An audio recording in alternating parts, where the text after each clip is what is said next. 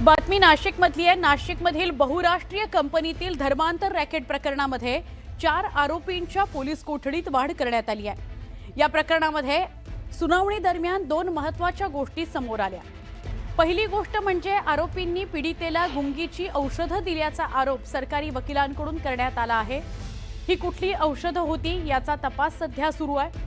त्याच सोबत आरोपींनी जादूटोणा केल्याचा संशय तपास यंत्रणांना असल्याचं सरकारी वकिलांनी म्हटलं आहे।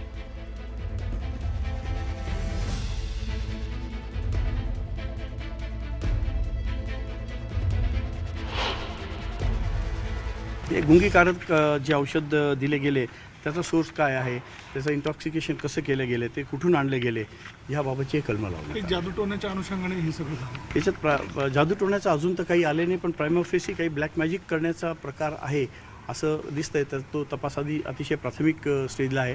तपासात काही निष्पन्न झालं तर निश्चित त्याबाबत सांगेल। आर्ग्युमेंट केलं गेलं की याच्यात विक्टिमला कोणता गुंगीजन्य पदार्थ दिला होता, त्याचा सोर्स काय आहे, तो कुठून आणला गेला, त्यानंतर काही लॅपटॉप, इलेक्ट्रॉनिक वस्तू, गॅजेट्स या कंपनीकडनं अजून जप्त करणे आवश्यक आहे, त्याचं ॲनालिसिस करणे आवश्यक आहे।